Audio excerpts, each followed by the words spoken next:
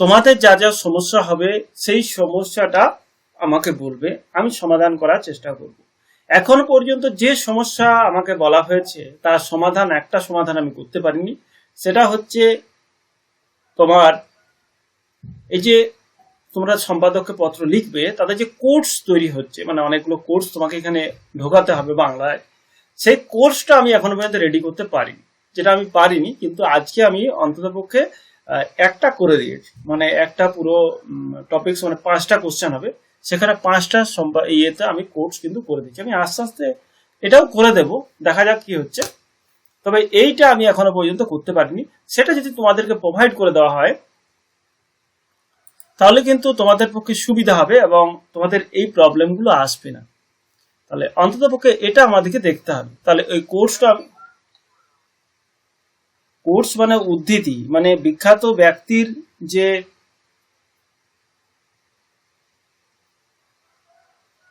উদ্ধৃতি, মানে বুঝতে পারলে না? পেরেছো? ওই উদ্ধৃতিগুলো আমার রেডি করা এখনো পর্যন্ত হয়নি। প্রবলেমের মধ্যে একটি প্রবলেম যেটা আমি এখনো পর্যন্ত কাজ করতে পারিনি, ওটা আমার বাকি আছে। দেখো আমি বলছি প্রশ্ন এবং তার সমাধানের রাস্তা। এবার দেখো আমাদের যে মেন বিষয়বস্তু আছে সম্পাদক পত্রের, সেই পত্রটা তোমার হচ্ছে 150 শব্দের মধ্যে হবে। 150 শব্দের মধ্যে হবে, নিজস্ব ভাষা দিতে হবে, ভালো করে লিখতে হবে, তাহলে মোটামুটি 25-26 নাম্বার পেতে আর পাওয়া যায়। প্লাস হচ্ছে দেখো ওই 150 শব্দ যেটা আছে আমার, সেটা কিছু কম কিছু বেশি হতে পারে, সেটা প্রবলেম করবে না। তোমার তো স্ট্রাকচার আলটিমেট আমাদের আছেই, সেটা নিয়ে টেনশন নেওয়ার নেই। খালি আমাকে যেটা লিখতে হবে সেটা বিষয়বস্তু লিখতে হবে। যে স্ট্রাকচারটা তোমাকে দিলাম সেটা তো তুমি দেখো হিসাব করে যে 30% আমার স্ট্রাকচারে চলে আসছে। আমি প্রথমে লিখলাম মাননীয় সম্পাদক মহাশয় সমীপেশু, তারপরে লিখছি বিষয় লিখছি, তারপরে মহাশয় দিচ্ছি, তারপরে আপনার বহুল প্রচারিত, তারপরে স্থান দিচ্ছি, তারপরে বিনীত দিচ্ছি। তো 30% তো অ্যাটলিস্ট কমপ্লিট হয়ে গেল, তাই না?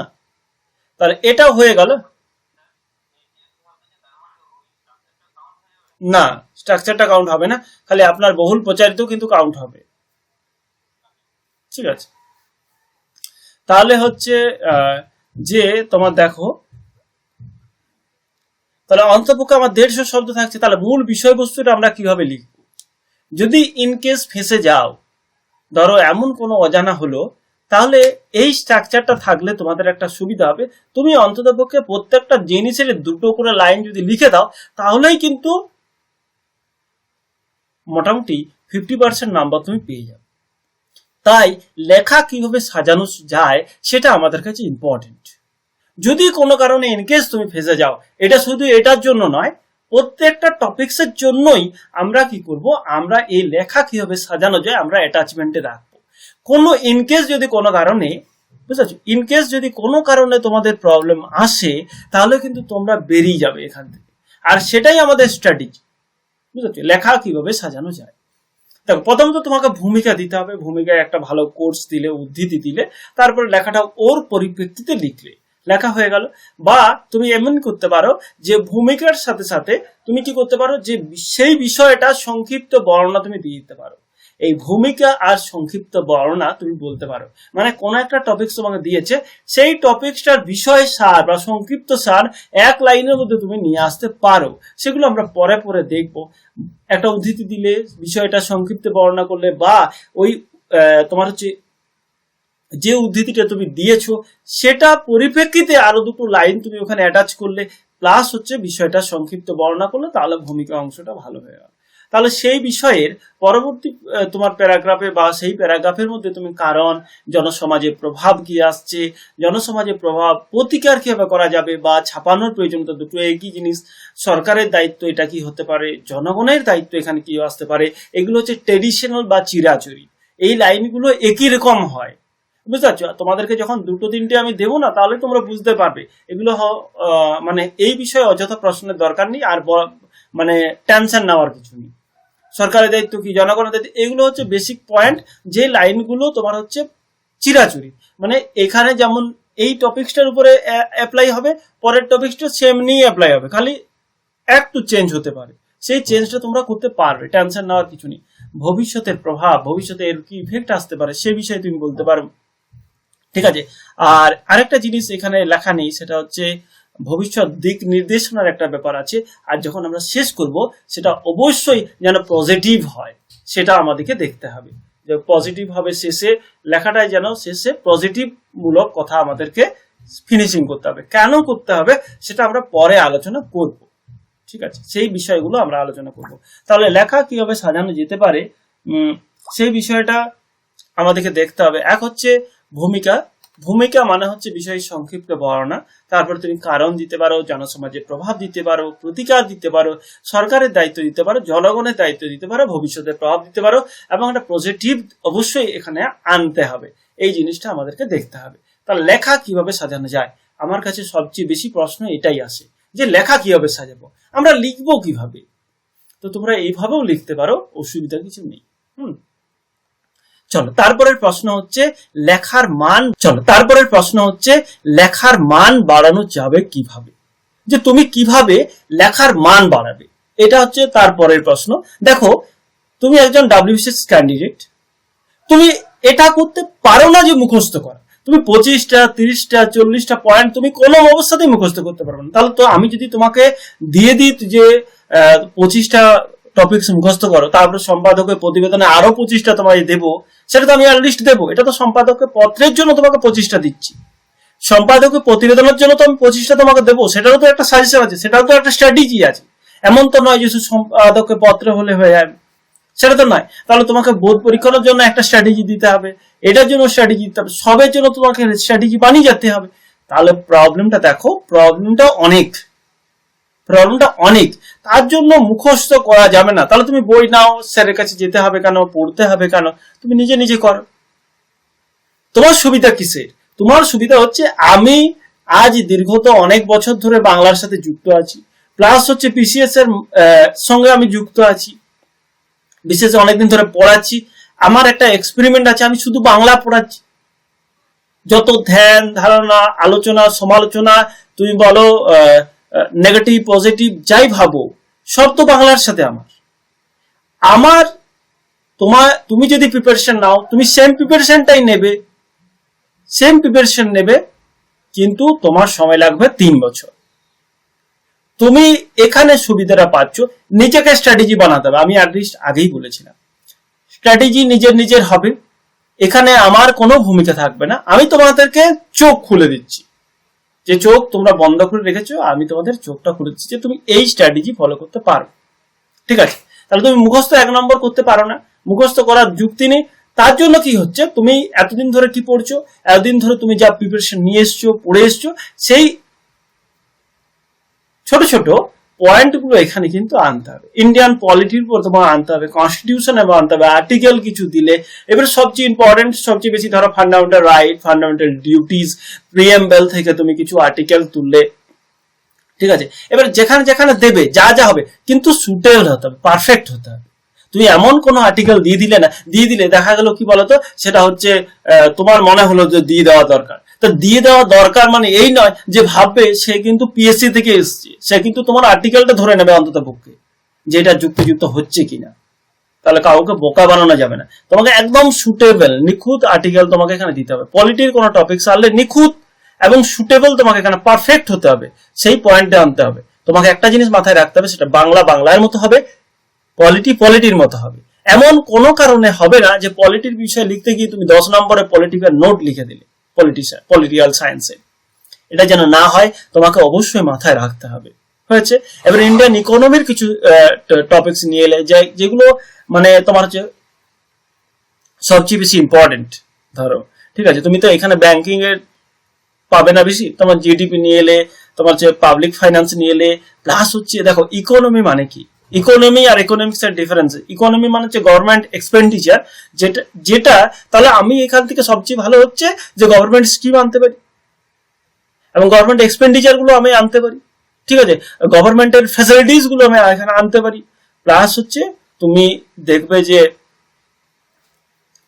তারপরে বলছি দেখো, হিস্ট্রি থেকে কম নেওয়া যায়, তবু হিস্ট্রি তুমি নিতে পারো, জিওগ্রাফি নিচ্ছ, সায়েন্স থেকে নিতে হবে, তবে এটা অবশ্যই প্রাসঙ্গিক হতে হবে। এটা মাথায় রাখতে হবে যে তুমি সম্পাদককে পত্র লিখছো, মাথায় রাখতে হবে, এটা নইলে ভুলিয়ে যায়। আমি অনেক ছেলেকে দেখেছি যে আমি যখন বিশ্ব উষ্ণায়ন দিয়েছি, জিওগ্রাফি স্টুডেন্ট তারা একদম ধরা পড়ে যায়, মানে একদম পিওর বোঝা যায় যে আমি ধরো কোনো সায়েন্সের টপিক দিয়েছি, সে কিসে অনার্স করেছে আমি কিন্তু ধরে নেব। কারণ হচ্ছে তার ভাবমূর্তিটা বা তার লেখার প্যাটার্নটা সে ফিজিক্সের মতোই হবে, সায়েন্সের মতোই হবে। তুমি তাতে যদি সে বায়োলজি থেকে হয় তাহলে সে বায়োলজির লেখা লিখবে, এটা একটা ব্যাপার। সে যে জানে, যা জানে বাচ্চা উগরে দেবে, এটা ফ্যাক্টর নয়। ফ্যাক্টর হচ্ছে তুমি সম্পাদককে পত্র লিখছো, তোমাকে কিছু রুলস মানতেই হবে। তা লেখার মান বাড়ানো তোমার এটা উপায়।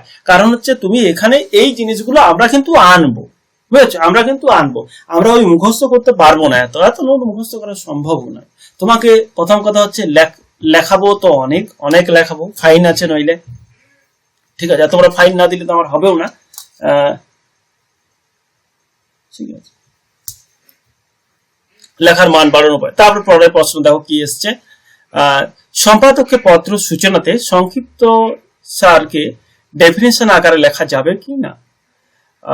দেখো ডেফিনেশন আকারে এটা তোমরা হয়তো বুঝতে অসুবিধা হচ্ছে যে ডেফিনেশন আকারে লেখা যাবে কিনা, না লেখা যাবে না।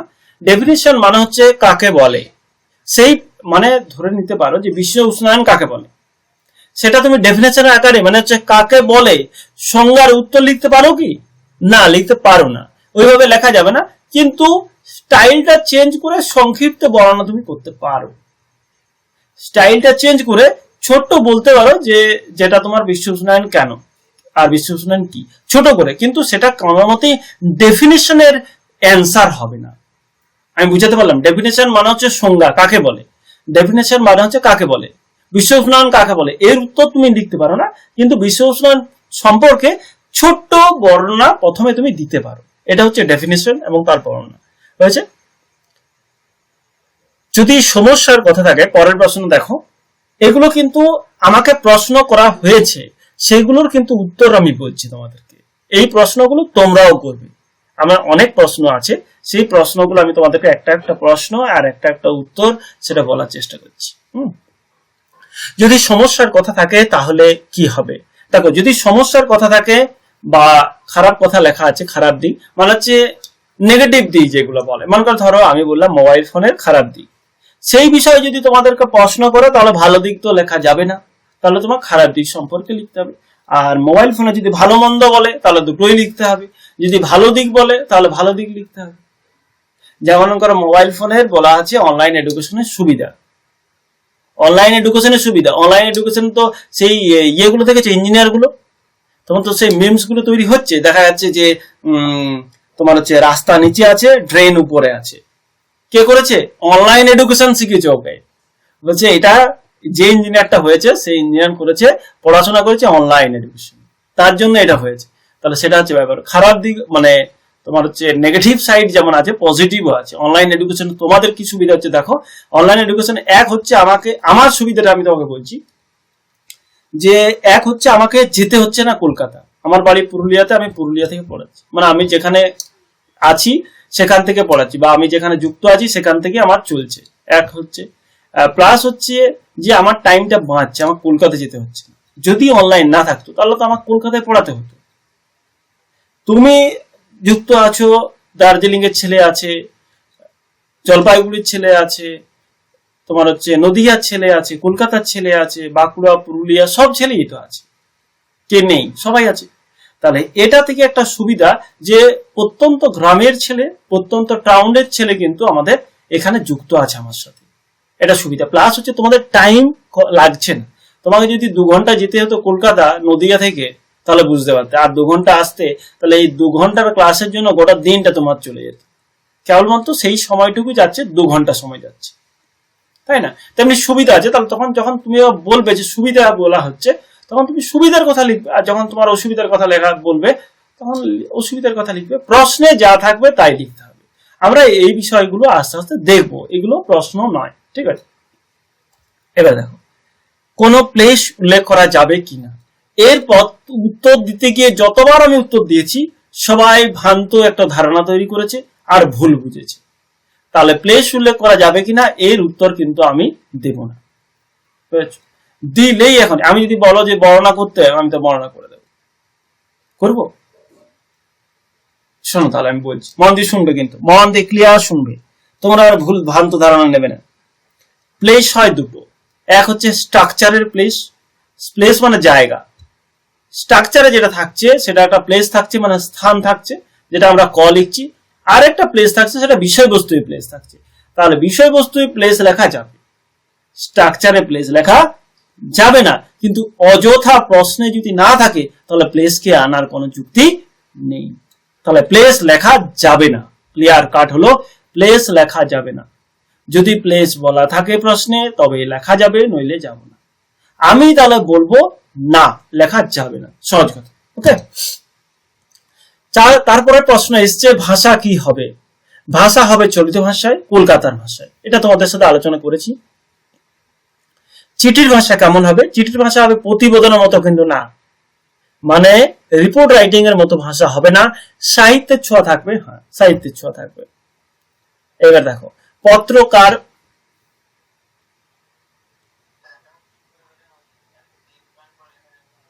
কি স্যার?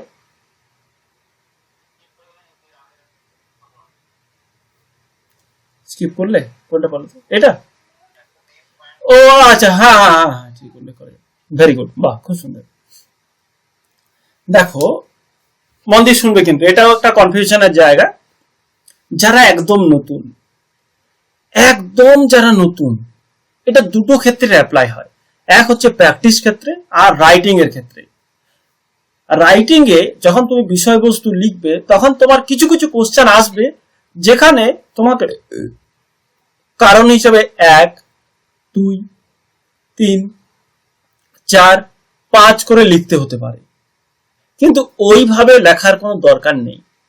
আমি তোমাদেরকে বলবো না পয়েন্ট আকারে তুমি এই বিষয়বস্তুটা লিখো, একদম সিম্পল ভাষায় লিখো, ঝামেলা খতম করো। 1-2 পয়েন্টে লেখার কোনো যুক্তি নেই, বিষয়বস্তুতে 1-2 পয়েন্ট করে লেখার কোনো দরকার নেই, এটা বলছি, এটা বলা আছে। তুমি লিখতে পারো, ভুল কিছু নেই, কিন্তু আমি তোমাকে বলবো না লিখতে, সহজ কথা, ঠিক আছে? লিখতেই পারো, কিন্তু ভুল নয়, আমি বলবো না। তারপরে হচ্ছে পত্র কার উপরে নির্ভর করে। এই লাইনটা আমি হাজারবার বলেছি, যে বৃহত্তর এলাকা আর বৃহৎ অংশের মানুষের কথা এখানে তোমার ছুঁয়ে যাবে। তুমি একটা মানুষকে কেন্দ্র করে লিখতে পারো না। আমার কথা, মূল কথা হচ্ছে এটাই, যে তুমি একজন মানুষের পরে দোষ চাপিয়ে বা একজন মানুষকে কেন্দ্র করে সে রিফ্লেক্ট করতে হবে, তার নামটা রিফ্লেক্ট করতে হবে পুরো যতটা জায়গা জুড়ে আছে, প্রত্যেকটা মানুষকে যেন ছুঁয়ে যায়, এটা আমাদেরকে দেখতে হবে, ঠিক আছে? বৃহত্তর এলাকার কথা হবে, বৃহত্তর মানুষের কথা হবে, এটা আমাদেরকে দেখতে হবে। 2 হচ্ছে কোর্স দেওয়া যাবে কিনা। কোর্স মানে উদ্ধৃতি, মানে বিখ্যাত লাইন, সেটা দেওয়া যাবে, হ্যাঁ দেওয়া যাবে, কোনো অসুবিধা নেই। সেটা তুমি যেখানে খুশি দিতে পারো, মাঝেও দিতে পারো, শেষেও দিতে পারো, প্রথমেও দিতে পারো, সেটা তুমি দিও। কিন্তু এইটা আমার এখনো পর্যন্ত বানানো নেই। যাই হোক, আমি বানাচ্ছি, দেখি তোমাদেরকে কতদিনের মধ্যে দিতে পারি। আমি আগের বছর, বলে দিচ্ছি শোনো, কেন হয়নি তার মূল কারণ শোনো। আগের বছর ছিল দুয়ারে সরকার, টাইম তো নেই কিছু, প্লাস হচ্ছে যে আমি ব্যাচের ছেলেগুলোকে বললাম যে দেখো আমি সময় পাচ্ছি না, তোমরা একটু আমার এই কাজটা করে দাও, ঠিক আছে? তো ওরা কিছু জন বললো হ্যাঁ। আমি জিজ্ঞেস করলাম তোমাদের কম্পিউটার কজনের আছে, অনেকজন বললো যে কম্পিউটার আছে। বলে তাহলে আমার এইটুকু একটু কাজ করে দাও, যে কোর্সগুলো একটু বানিয়ে দাও, আমি কিছু পয়েন্ট টপিকস দিচ্ছি, সেই টপিকস গুলোর উপরে কোর্সগুলো বানাও, ঠিক আছে? রচনা বই থেকে নাও, তোমাদের নিজে নিজে যে রচনা বই থেকে বাংলায় টাইপ করো, আমাকে একটু সেন্ড করে দাও, ঠিক আছে? কোনো মতে কেউ করলো না, টাইমে নেই করছে।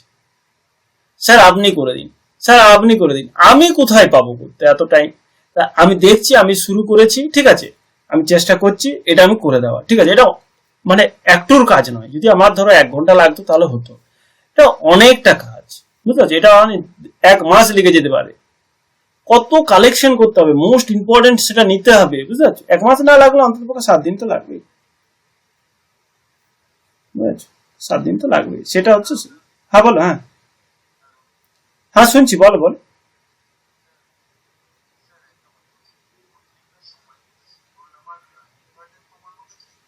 হুম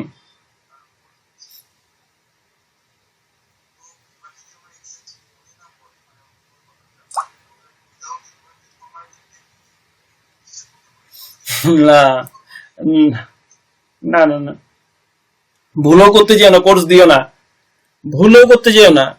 একদম শোনো, কোর্সের ব্যাপারটা তুমি যখন বললে তাহলে ক্লিয়ার আলোচনা করে দিচ্ছি। দেখো, এক হচ্ছে যা আছে হুবহু নিতে হবে, হুবহু নিতে হবে, কোনো একটু চেঞ্জ করা যাবে না, সহজ কথা। প্লাস হচ্ছে অনেক ছেলেকে আমি দেখেছি যারা ধরো মানে নিজের কবিতা দেয়, কিন্তু একটা জিনিস জেনে রাখবে, দেখো যারা বাংলায় অন্তত যারা খাতা দেখবে তারা অন্তত পক্ষে তুমি জেনে রাখবে, সে পিএসসি থেকে হোক ডাব্লিউবিসিএস হোক যেই হন না কেন, তার ব্যাকগ্রাউন্ড কিন্তু বাংলায় থাকবে, বুঝতে পারছো? বা মেনলি যেটা চেক করে প্রফেসররা চেক করে, তাদের কিন্তু বাংলা ব্যাকগ্রাউন্ড। অন্ততপক্ষে তারা বুঝতে পারবে যে তোমার কোথায় ভুল হচ্ছে, কারণ তারা কিছু পড়ুক না পড়ুক, বাংলায় যারা ভালোবাসে তারা কিন্তু বাংলা বেদম পড়ে, এটা তুমি জেনে রাখবে, বুঝতে পারছো? তারা অন্ততপক্ষে ধরে নেবে যে তুমি ভুল লিখেছো। চালাকির জায়গাটা ওখানে নয়, কারণ হচ্ছে ও নিজের সাবজেক্ট, কোর্স সাবজেক্ট ওটা ওর, ও প্রচুর পড়েছে বাংলা। তাহলে এটা হচ্ছে ব্যাপার, তাহলে এটা কিন্তু করা যাবে না, বুঝতে পারছো? তাহলে নিজের কবিতা দাও, কবিতা দিলে দেখবে ছন্দে ভুল করছো, কিন্তু ছন্দ ধরে নেবে। তুমি ছন্দে যদি ভুল করো অন্তত পক্ষে ধরে নেবে যে ছন্দ তোমার ভুল হয়েছে, বুঝতে পারছো? সেখানে মার খাবে। তাহলে সবচেয়ে ভালো হচ্ছে যদি ভালো মনে থাকে তাহলে দিও, নাহলে দিও, সহজ কথা, বুঝেছো? কিন্তু ওইটা ভুলভাল ছেড়ছাড় করা যাবে না। আরেকটা প্রসেস আছে, সেটা কি বলতো? যদি মনে করো ধরো তোমার হয়তো প্রথমটা মনে আছে, শেষটা মনে নেই, তখন তুমি ডট ডট ডট ডট দিয়ে দিতে পারো, যে পুরোটা তুমি লিখছো না শব্দের জন্য, এটা তুমি করতে পারো। কিন্তু সেটাও চালাকি হয়ে যাবে, সেটাও কিন্তু ধরে নেবে। যদি মনে করো ধরো ছোট সেন্টেন্স থাকে আর তুমি ডট ডট করে করেছো, ধরে নেবে, তাহলে এটা চাপ, বুঝেছো? এটা তোমরা করতে।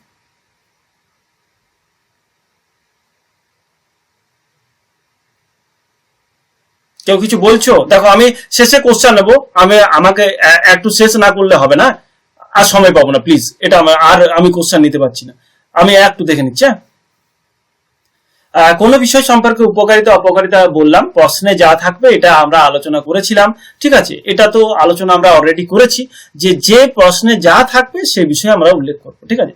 সাজেশন দেওয়া যাবে কিনা? হ্যাঁ, সাজেশন দেওয়া যাবে। সাজেশনটা যেন এক লাইনে হয় সেটা যেন দেখতে হবে। সাজেশন মানে হচ্ছে যে সমাধানের রাস্তা কি আছে, সেই বিষয়টা, কোন বিষয়টা নজর দিতে হবে, বিশ্ব উষ্ণায়নের জন্য কোন বিষয়টা নজর দিতে হবে সরকারকে বা সাধারণ জনগণকে, তুমি ছোট্ট করে একটু সাজেশন দিয়ে দিলে, ওকে জ্ঞান দিয়ে দিতে পারো, কিন্তু সেটা এক দু লাইনের মধ্যেই সীমাবদ্ধ রাখতে হবে, বেশি জ্ঞান ভুলিয়ে লাভ নেই।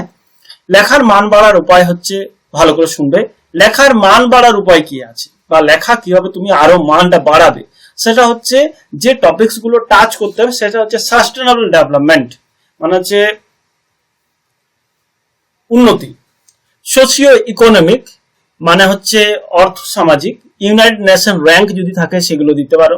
স্কিম বাই গভর্নমেন্ট যে স্কিম গুলো চালাচ্ছে মানুষ উপকৃত হচ্ছে সেগুলো। ইকো ফ্রেন্ডলি, যেমন এনার্জির ক্ষেত্রে ইকো ফ্রেন্ডলি কিছু দিতে পারো। তো প্লাস হচ্ছে এগুলো তো আমরা জানি যে এটা হচ্ছে প্রিএমবেলের পরে আমাদের, ঠিক আছে, সোভার্জিন, সোশ্যালিস্ট, সেকুলার, ডেমোক্রেটিক, রিপাবলিক, এটা হচ্ছে তোমার আমাদের প্রিএমবেলের পরে। এই পয়েন্টগুলো যদি আমাদের দেওয়া যায় তাহলে কিন্তু লেখার মান কিন্তু বাড়ে। এই জিনিসগুলো আমাদেরকে আনতে হবে। আর গভর্নমেন্ট স্কিম কি চলছে সেগুলো ভালো, ঠিক আছে। আর একটা জিনিস মাথায় রাখতে হবে, সেটা হচ্ছে 150 শব্দের মধ্যে লিখতে হবে। আমরা এখন যে প্র্যাকটিস করছি, এখন কিন্তু 150 কথা ভাববে না, বুঝতে পারছো? এখন 150 কথা ভেবে লাভ নেই, তাহলে লিখতে পারবে না, এই একটা সমস্যা, বুঝেছো? তাহলে পরীক্ষা যত দিন আসবে, পরীক্ষার দিনটা যত এগিয়ে গিয়ে আসবে, আমরা শব্দ সংখ্যাটা তখন আস্তে আস্তে লিমিট করে নেব। পরীক্ষার আগে আমরা 150 শব্দের মধ্যে নিয়ে আসবো, কিন্তু এখন যদি তুমি নিজেকে বেঁধে দাও তাহলে কিন্তু তুমি লিখতে পারবে না, বুঝেছো? তার জন্য কি বলতো, যে এখন তুমি একটু ছাড়া রাখো, একটু তুমি লিখো, দিয়ে দেখবে আস্তে আস্তে তোমার লেখাটাও সুন্দর হচ্ছে, প্লাস 150 শব্দের মধ্যে চলে আসছে। হ্যাঁ, এটা ঠিক কথা যে 150 শব্দের বেশি আমরা নিতে পারি না, কিন্তু এখনই তুমি এই বিষয়টা ভাবার দরকার নেই, পরীক্ষার আগে পর্যন্ত তুমি এটা ঠিক করে নাও। এখন তুমি একটু নিজেকে ছাড়ো, দিয়ে আস্তে আস্তে গুটিয়ে নেবে, ঠিক আছে? 150 শব্দের মধ্যে নিও। এবার দেখো রাব, যেহেতু তুমি ডাব্লিউবিসিএস এর প্রথম প্রশ্নটার উত্তর তুমি এটা লিখছো, সেহেতু তুমি রাব করতে পারো। রাব তুমি কতটুকু নেবে? রাব হচ্ছে স্ট্রাকচারটা, তো রাব নেওয়ার দরকার নেই, স্ট্রাকচারটা তো তুমি ডেলি প্র্যাকটিস করছো, তাহলে ওটা বারবার রাব করার কি আছে, সেটা থাক। তুমি মূল বিষয়বস্তুটুকু রাব করবে, মূল বিষয়বস্তুটুকু রাব করবে। কোথায় করবে? একদম শেষে চলে যাবে, একদম শেষে চলে যাবে, সেখানে তুমি রাবটা করবে। বুঝছো? রাব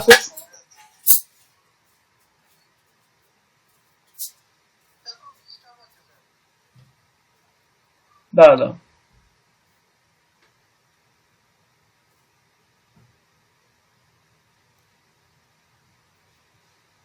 শোনা যাচ্ছে? দেখো তো, শুনতে পাচ্ছ?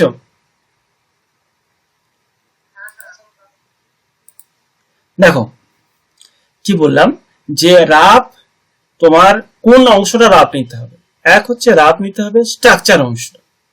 একদম প্রথমত কথা হচ্ছে যে তুমি যে স্ট্রাকচারটা, সেটা তো রাব নিতে তোমাকে হচ্ছে না, তুমি রাব নেবে কেবলমাত্র বিষয়বস্তুটুকু যেটা তোমার দরকার। তাহলে স্ট্রাকচারে রাব নেওয়ার দরকার নেই, বিষয় একদম খাতা শেষে চলে যাবে, দিয়ে সেখানে রাব করবে, সে রাবটা তুলে নিয়ে চলে আসবে কোথায়? সামনে। আর যেহেতু ডাব্লিউবিসিএস এক্সামের এটা হচ্ছে প্রথম কোশ্চান তোমার, সেহেতু তুমি একটু যদি রাব করতে পারো তাহলে ভালোই হয়, আর যদি কাটাকাটি না হয় ধরো, তাহলে রাব করতে হবে। আর কাটাকাটি যাই হোক, কোশ্চান যদি কমন চলে আসে তাহলে রাব করতে হবে। সেটা আমরা মেন্স যখন ফুল মার্ক গুলো দেবো না, তখনই আমরা বুঝতে পেরে যাব যে আমার যে স্ট্র্যাটেজিটা করেছিলাম আমরা প্রথম দিন ক্লাসে, সেটা আমাদের অ্যাকচুয়ালি শেষ দিনে কাজে লাগবে। কিন্তু আমরা প্রিপারেশন ওইভাবে নেব, 36 মিনিট করে সময় নেব, সেটা নইলে কি বলতো ইমপ্রুভমেন্ট করতে তুমি পারবে না। এটা হচ্ছে প্রথম কথা, ঠিক আছে? ইমপ্রুভমেন্ট করতে পারবে না বলে প্রথম দিন আমরা নিয়েছিলাম। অ্যাভয়েড করতে হবে পলিটিক্যাল আর রিলিজিয়ান, আর ধর্ম আর হচ্ছে রাজনীতি, এটা চেঞ্জ করতে হবে।